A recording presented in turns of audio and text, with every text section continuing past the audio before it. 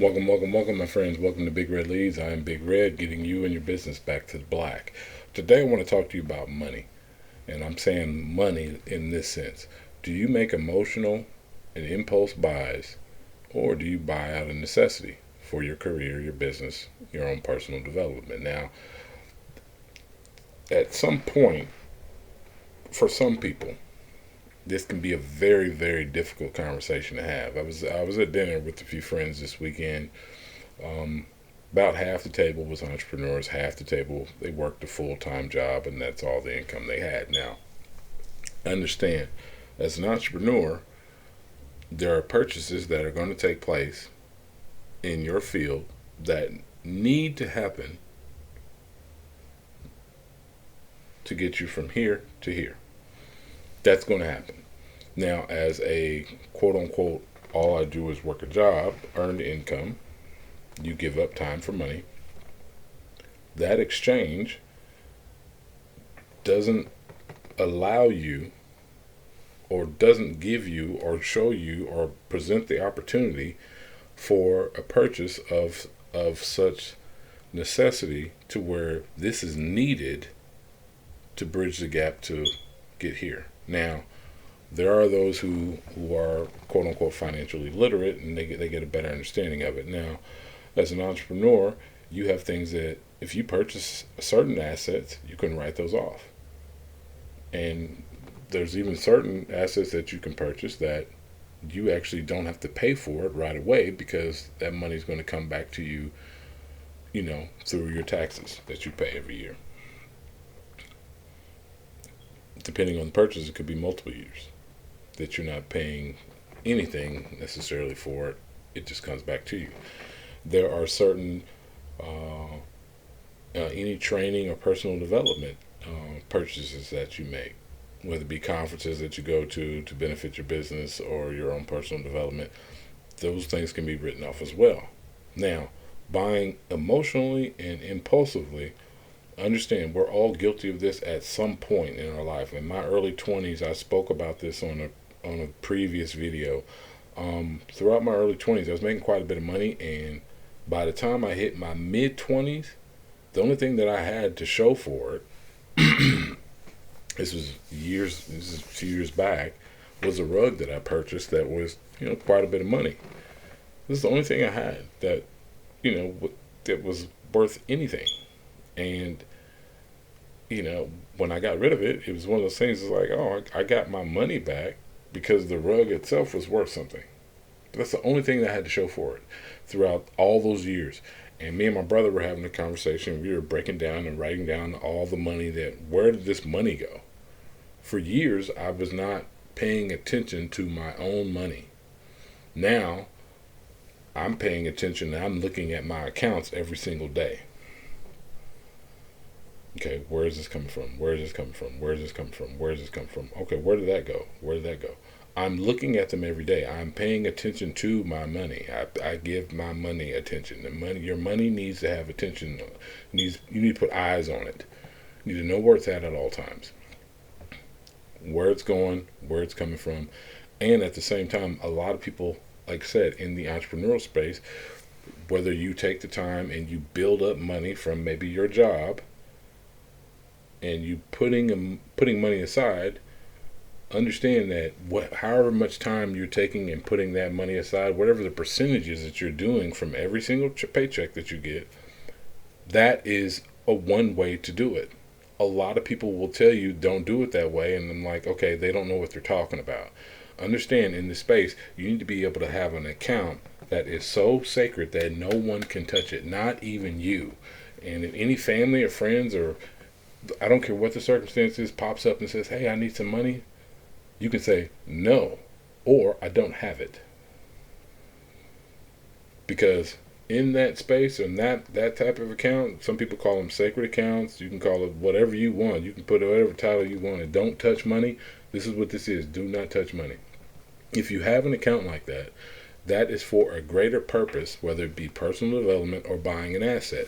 Now, when you're doing that, that is a necessity purchase. That's not an emotional purpose.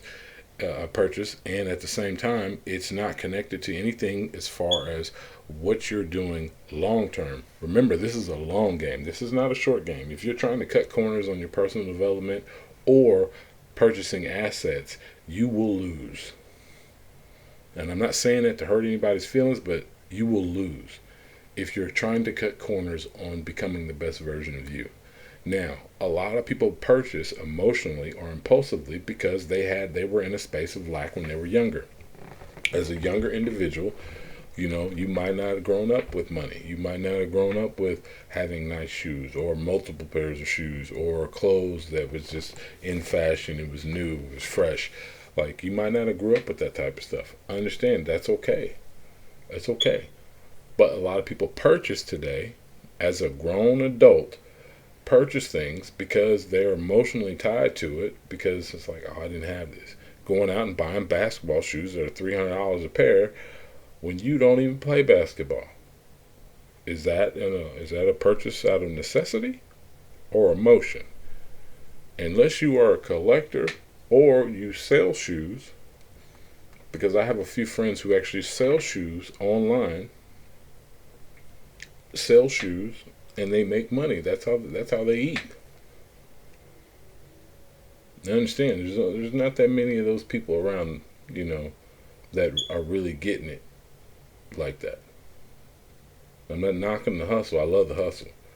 But understand, if you're not putting money aside for something greater than buying a new car, which loses value as soon as you purchase it, buying a new bag. Actually, I had a conversation a few weeks back with an individual, a lady who said that she purchased this $20,000 bag and told me that it was an asset. I just looked at her and said, okay. Mind you, she had about 8 talking points on why this was an asset. And I said, no, you're paying that price because, 1, you're paying for the name. 2, you're paying that price because it's in season. She didn't like what I had to say, nevertheless. However, I'm giving her the truth. Do your friends stop you from purchasing nonsense? Real friends. I'm not talking about the people who just hang around you and were just trying to soak up game and trying to get over.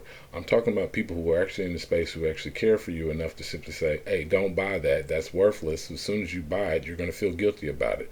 Do you feel guilty after you purchase something that is not a necessity for your career or your business? Do you feel guilty? If you do, you just bought emotionally. It doesn't get any simpler than that. Like, share, definitely subscribe to the channel. Understand, I'm not saying that you can't go out and reward yourself and go buy something nice for yourself. I'm not saying that. That's not what I'm saying. I'm simply discipline yourself and understand that in that space you need to be able to put money aside and really grasp the idea, I'm putting this money over here where no one can touch it, because I have a goal of buying something that's going to put me here. Maybe for the remainder of my life.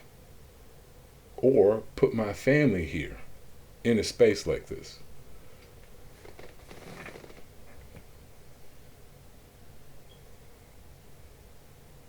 And I tell you right now, $1 million ain't going to cut it. $1 million 20 years ago? Maybe. $1 million today? No.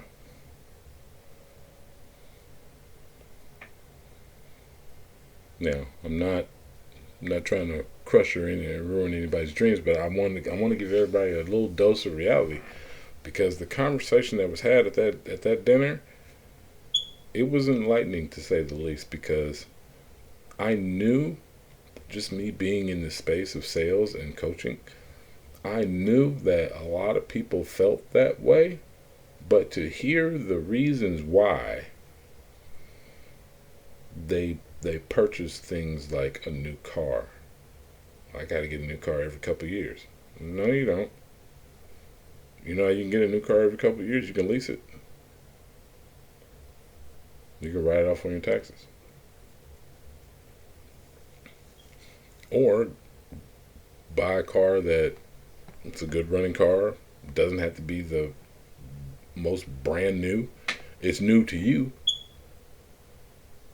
It's new to you.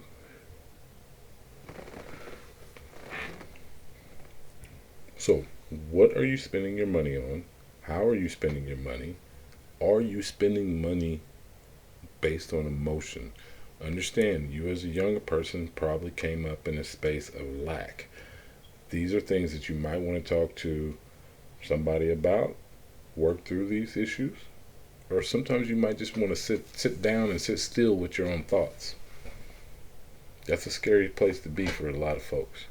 Sit with your own thoughts and say, why am I erratic with my money? Why am I impulsive with my money? Why am I emotional with my money? Because I tell you right now, business is not emotional. Purchasing out of necessity is not an emotional thing, especially if it's for personal development or purchasing an asset.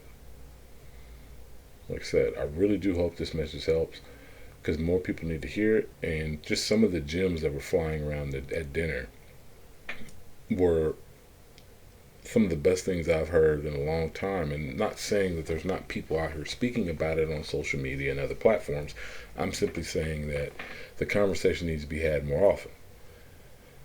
Because you have millions upon millions, if not billions of people around the planet who simply think that, I'm going to work this job and, I can purchase whatever I want, whenever I want. And the reality is they wonder why the ends don't match up. Like, you don't have enough means to match the month, you don't have enough bread to quote unquote feed the birds, if you will. The birds are, what some of me and my friends we call the birds are the things that come every day, as long as you put a little bit of bread out there for them. Everyday bills, everyday necessities, every day. Like, food and bills are two things that you're gonna have for the remainder of your life, no matter what. I mean, unless you're gonna be homeless. And even then, that comes with a certain level of responsibility because you got to eat, got to be able to get some water. So, I want you to think about the purchases that you make. Are you buying impulsively or emotionally? Or are you purchasing things that will help you as an individual, as a business person, as a salesperson, as a entrepreneur? Are they helping you in your space? Are these purchases helping you with your career? And can I write them off? Can I write this off? You talk to a CPA. So whenever you get an opportunity, please talk to a CPA. Like I said, love you all. Talk soon. Hope this message helps. This is Big Red Leads. Have a great, great day.